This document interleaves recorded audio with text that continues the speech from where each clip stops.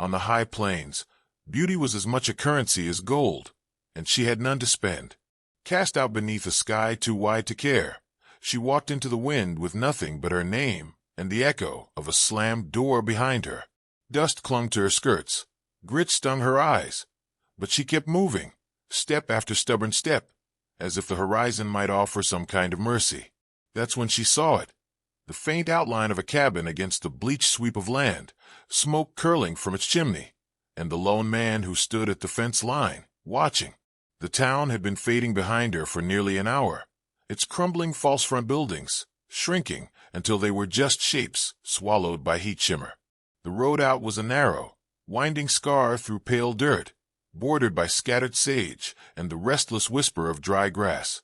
The wind whistled like it carried secrets from another world, tugging at her bonnet and sending curls of hair loose across her face.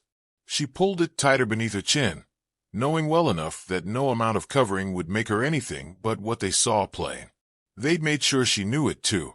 All those years she'd worked the dress shop, hands raw from the needle, shoulders aching from long hours at the counter, and still the whispers had followed her like a shadow.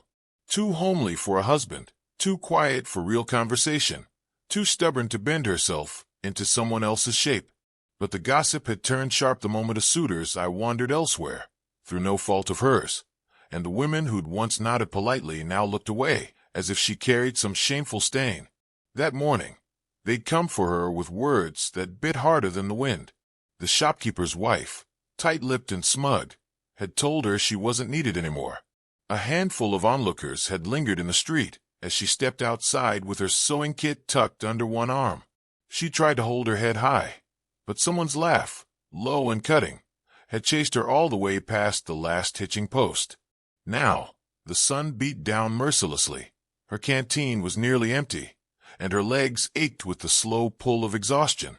She thought briefly of turning back, of finding some corner in the livery or an abandoned barn to hide in until nightfall, but pride kept her going. If they didn't want her, fine. She'd find somewhere that did. The cabin seemed to rise from the earth itself, its rough-hewn timbers weathered to the color of the surrounding hills. A small corral leaned crooked against one side, two rangy horses standing hip to hip in the shade. The man by the fence straightened as she drew closer. His stance was still, but not idle. There was something in the way his hand rested near the gate latch, as if he was ready to shut her out, or let her in, depending on what he decided in the next breath. Up close, he was older than she'd first thought, though not yet old. Lines etched deep at the corners of his eyes spoke of years under the sun, and the wind had carved its signature into the set of his jaw. His shirt was worn but clean, sleeves rolled up over strong forearms darkened by work. His eyes, gray, sharp, took her in without a word, and she felt as though he was measuring more than just the shape of her. "Afternoon," she said, her voice catching slightly from thirst. He gave a slow nod. "Your ways from town." "I was heading nowhere in particular." "Looks like you've made it." His gaze flicked past her to the empty road, then back. "Trouble." She hesitated. "Just not welcome there anymore." Something unreadable passed across his face, but he didn't press. Instead, he swung the gate open with one hand, stepping back just enough for her to pass if she wanted to. "You look like you could use water." Her gratitude was wordless but immediate. Inside the small cabin, the air was cooler, shadows stretching across the plank floor. He poured from a tin pitcher into a cup and handed it over, his eyes on her the entire time. She drank greedily, the cool water cutting through the dryness in her throat, then set the cup down on the table. "Thank you," she said. He shrugged, leaning a shoulder against the wall. "Name's Cade." "Eliza." Silence settled between them, broken only by the faint creak of the cabin walls and the far-off call of a meadowlark. Outside, the wind shifted, bringing with it the scent of distant rain, a promise that never quite reached these plains. She glanced toward the single window and caught a flicker of movement in the hills beyond. For a moment she thought it was a trick of the light, but then it was gone. "You get much company out here?" she asked. "Not the kind worth keeping," Cade replied.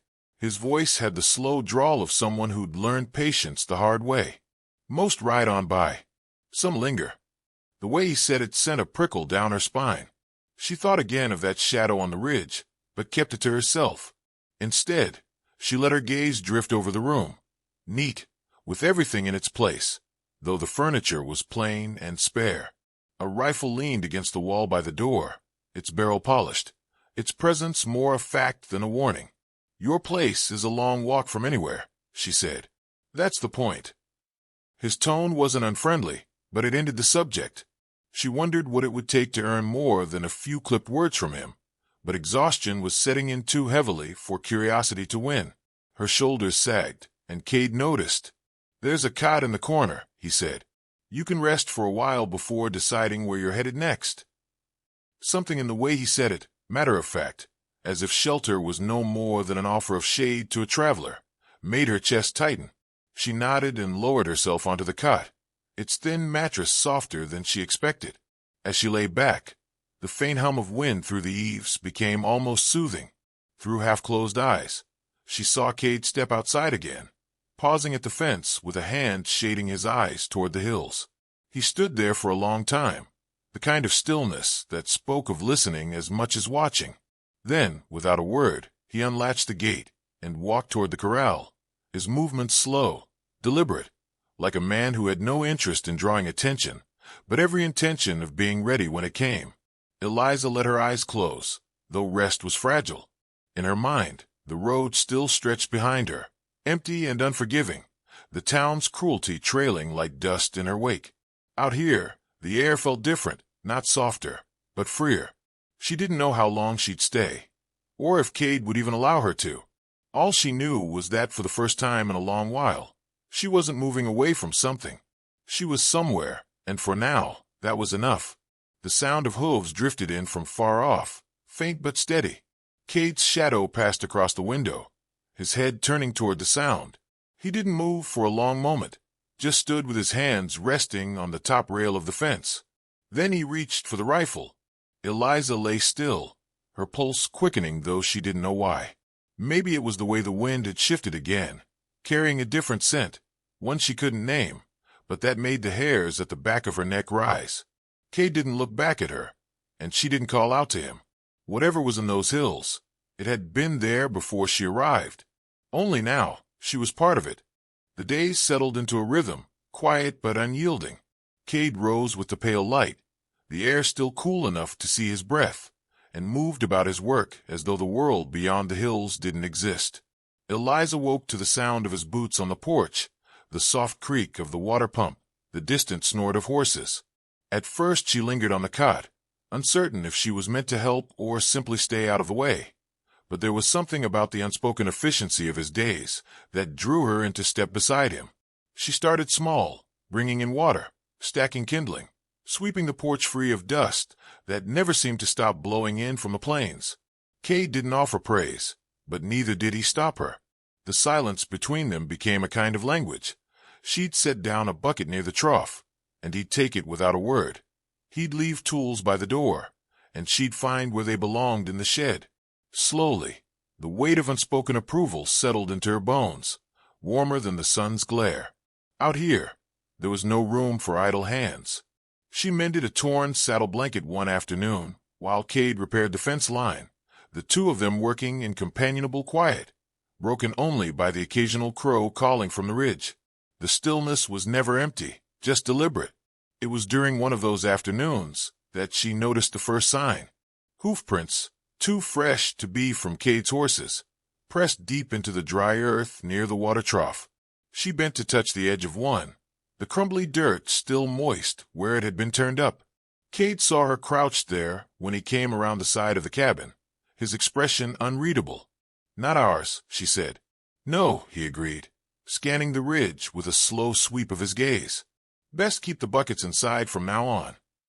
That night he walked the perimeter after sunset, his shadow stretching long in the moonlight.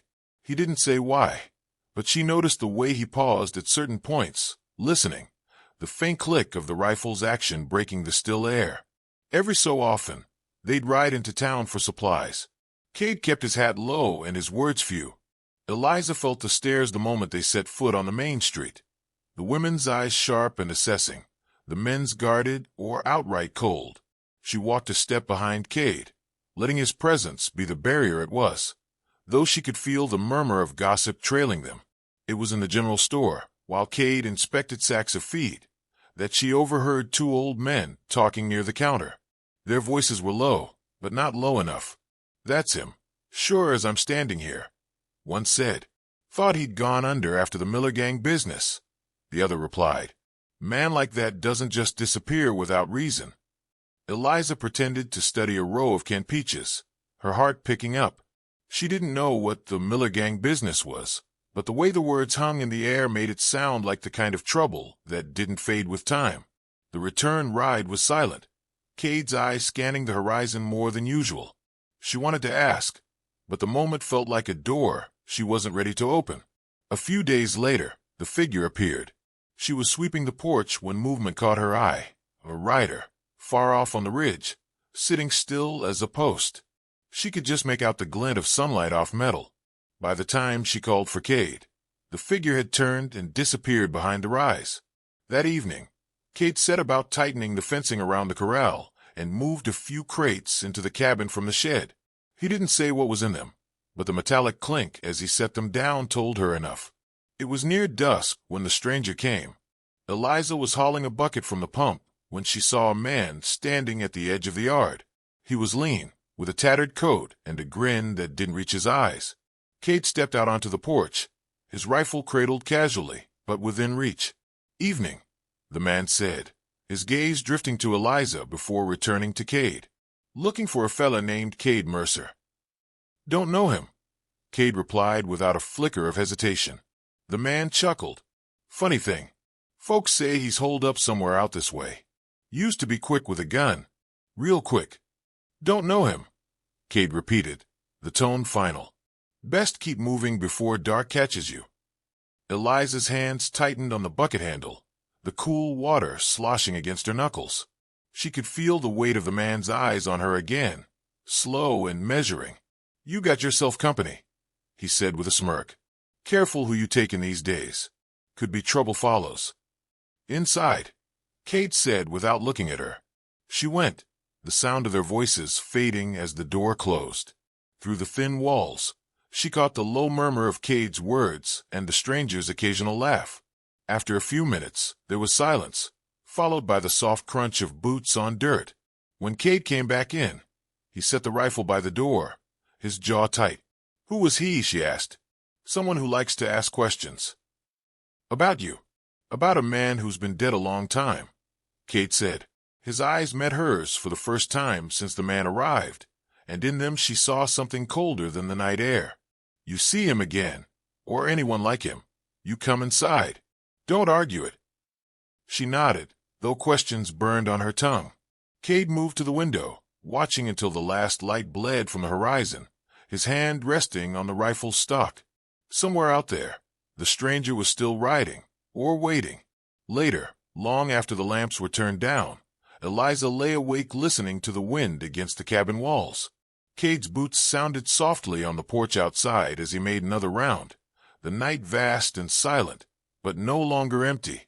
Somewhere in those hills, shadows moved, patient as the dark. The first sound was the creak of saddle leather in the half-light, faint but sharp in the stillness before dawn. Eliza woke to it instantly, the unease in her chest before her mind could name the danger. A heartbeat later came the muffled thud of hooves, more than one horse, moving slow, deliberate. She pushed back the blanket and crossed to the window, breath fogging the cold glass. Shapes materialized in the gray, 5, maybe 6 riders, fanning out around the cabin like wolves tightening a circle. Cade was already outside, hat brim low, rifle in hand. The lines in his face looked deeper, harder, but his movements carried no panic. He strode to the porch rail, setting his boots wide. A voice rang out from beyond the corral, raw and guttural. "Mercer, time to settle what you owe." Eliza flinched at the name. Cade hadn't given it to her, at least not that way. The outlaws laughed among themselves, the sound thick with anticipation. Cade's voice carried back, calm as stone. "Debt's been paid." "Not to us, it ain't." Another voice now closer. "You took our leader's life. We aim to collect yours." Cade moved without hurry, but every step was precise. He shut the porch gate with a quiet click, then crouched behind a railing, sighting down the rifle's barrel. When he spoke again, the edge in his tone could have cut glass. "You've got one chance to turn around." They didn't. Gunfire cracked the morning open. Eliza dropped to the floor as splinters leapt from the doorframe. Cade's first shot answered sharp and true, sending one rider's head spinning into the dust. "Stay low," he told her without looking. "I need you to bring rounds from the crate by the hearth, fast." She scrambled to it, hands trembling but steady enough to snap open the box and gather cartridges. As she slid them across the floor, Cade reloaded with the ease of long habit. The quiet rancher she'd known was gone. In his place stood a man who moved with lethal economy, every glance a calculation, every motion part of a plan. A rider broke from the others, circling wide toward the barn. Eliza's breath caught. "He's flanking," she called, pointing toward the far side of the corral. Cade swung to track him, a single shot dropping the outlaw from his saddle. He didn't ask how she knew, and she didn't explain, that her father had been a hunter, teaching her to see the shift of brush, the subtle change in animal movement that meant something was closing in, the air filled with the acrid tang of black powder. Cade kept them pinned, firing in bursts that forced the gang to scatter. Between volleys, Eliza darted to refill his hand with fresh rounds, her knees skimming the floorboards, the thump of her pulse loud in her ears. A shout rose from outside, followed by the roar of sudden fire. Smoke billowed from the barn's roof, orange tongues licking greedily at the dry wood. The horses screamed, kicking against their stalls. "I've got to get them out," Cade said, moving toward the door.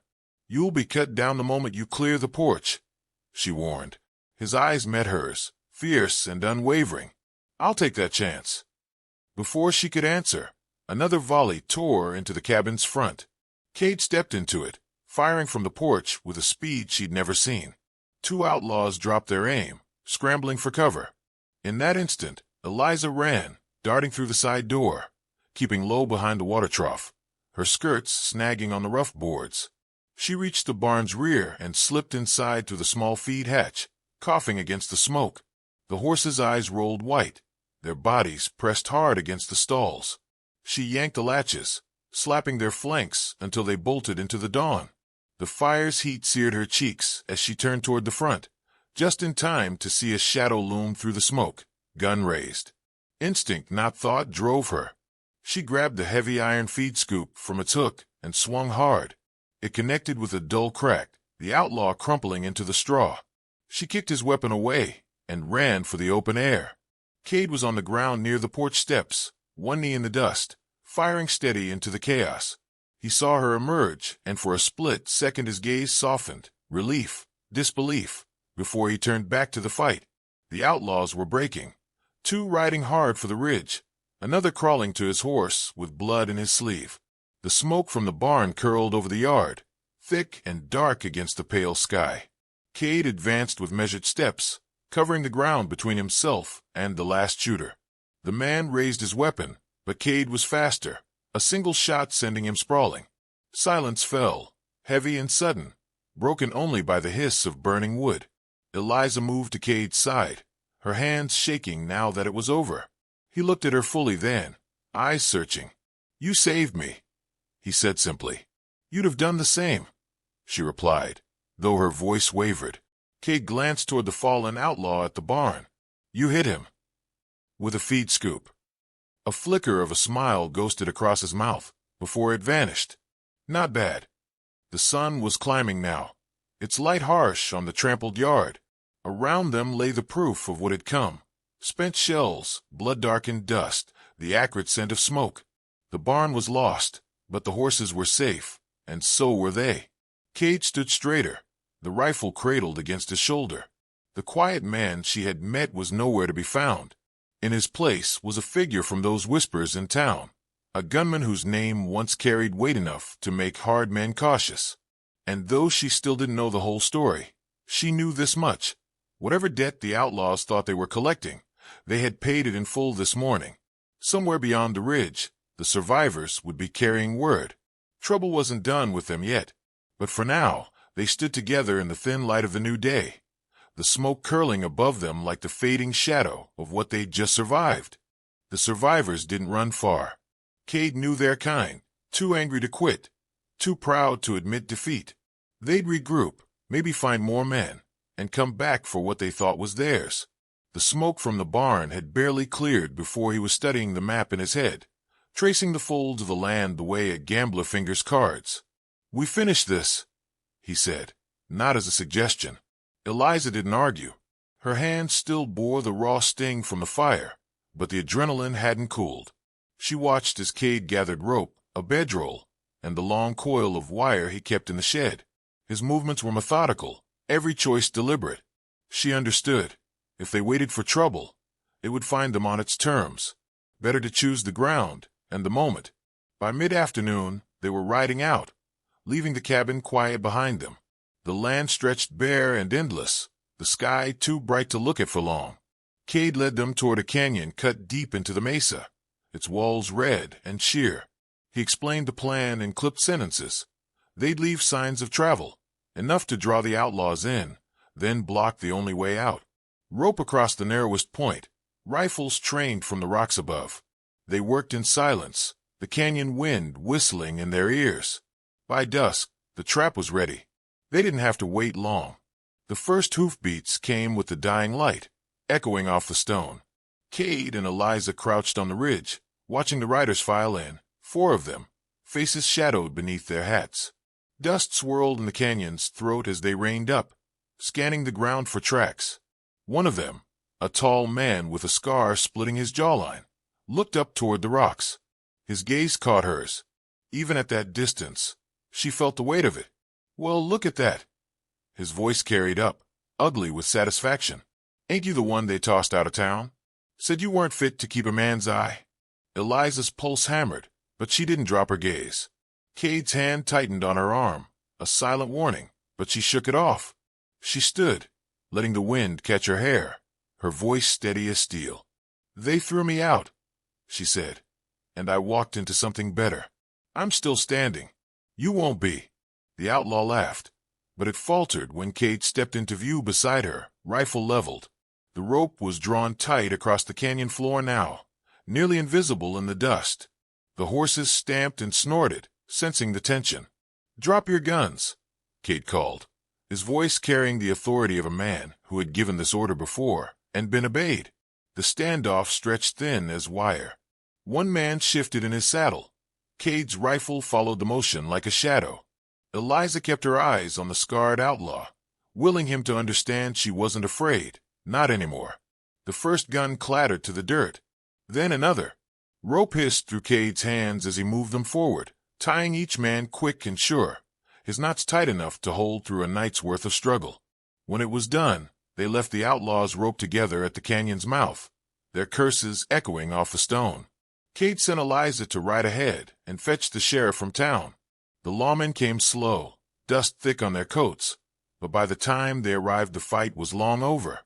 They loaded the prisoners into a wagon, giving Cade wary nods and Eliza something closer to respect. Back in town, the stares were different now. The same women who'd turned their backs offered tight smiles. A few men tipped their hats. She returned each gesture without warmth. Whatever they thought of her now, she knew it was earned not through their approval, but through her own choosing. When Cade suggested they ride home before nightfall, she didn't look back. The trail was long, the air cooling, the last light pooling gold across the plains. They reached the cabin as the stars began to prick through the darkening sky. Cade unsaddled the horses, his movements slower now, the tension of the past days settling into his shoulders. When he came to stand beside her on the porch, the silence was different, no longer cautious, but shared. "I was hunted once," he said finally, eyes fixed on the far hills. "Had a price on me for a year. Every step felt like someone breathing down my neck. Then one day I stopped running." He glanced at her. "Looks like you did too." She met his gaze, a slow warmth building in her chest. "I didn't just stop," she said. "I found where I belong." The corner of his mouth lifted, not quite a smile, but close enough to feel like one. Together they stood under the vast, star-bright dome of the sky, the land stretching out before them in every direction. The wind was the same, the hills unchanged, but the weight she'd carried from town was gone. On the high plains, beauty was still a currency. But here, it wasn't the kind you could spend. Here, worth was measured in grit, in standing your ground when the world tried to push you aside. And under that endless sky, she knew she would never be cast out again.